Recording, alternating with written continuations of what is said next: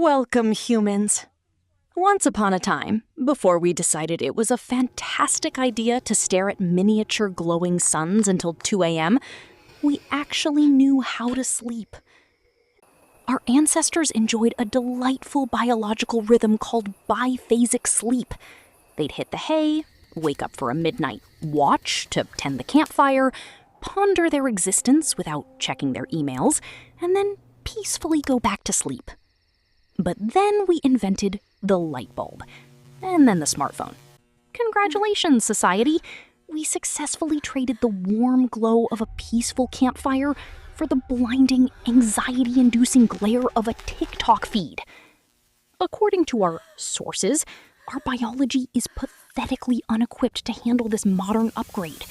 Your brain, for all its evolutionary marvel, is incredibly gullible. It actually cannot distinguish between the digital light emitting from your screens and actual sunlight. So, when you are doom scrolling in bed at midnight, your brain genuinely thinks it is high noon. By blasting your retinas with this fake sun, you are actively inviting energy vampires into your home. Your phone and your laptop quietly but ruthlessly drain away your potential to actually recharge. This artificial light directly assaults your body's ultimate superpower, your sleep.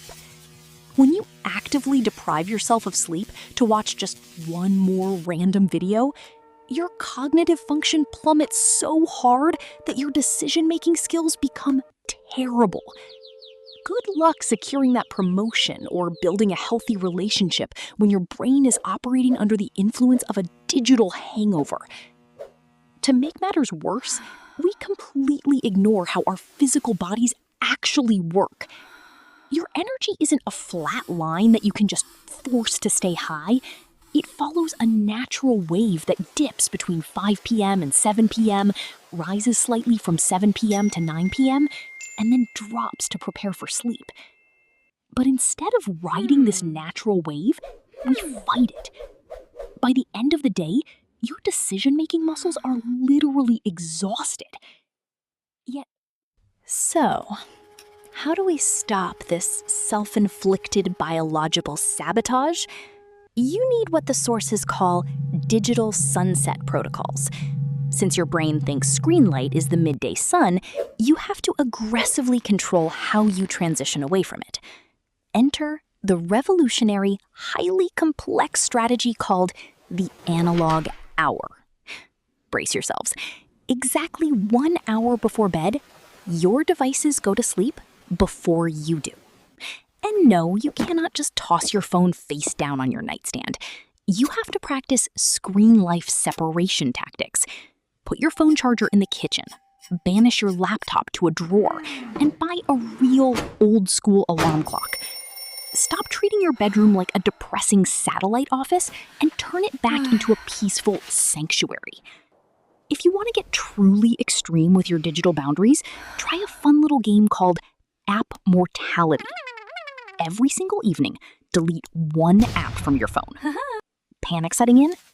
Don't worry, you can always reinstall it tomorrow, but 90% of the time, you won't even remember which app you deleted in the first place. Next, stop treating your mind like a dumping ground. You need to establish an evening thought diet because your brain only has a finite amount of decision-making power each day. Instead of burning your precious remaining brain cells deciding what to wear tomorrow, use a decision elimination strategy. Lay out your clothes and pre-plan your meals so your future exhausted self doesn't have to think. To really hammer the point home to your stubborn brain, you can even implement a simple shutdown ritual at the end of your workday. Stand up, take 3 deep breaths, and physically close your laptop. It's a psychological trigger that boldly declares, work mode is officially off. And if you are feeling overwhelmed, you don't need to sit in a lotus position for an hour to meditate. Try micro-meditation moments. When you pour your evening tea, literally just feel the warmth of the cup. It's a tiny reset button for your mind that requires almost zero effort. We might not be returning to the romantic era of the midnight campfire watch anytime soon, but we can at least stop treating our evenings as a debt we have to pay tomorrow. Treat your evening as an investment. Put the phone in the kitchen, turn off the fake sun, and for the love of biology, just go to sleep.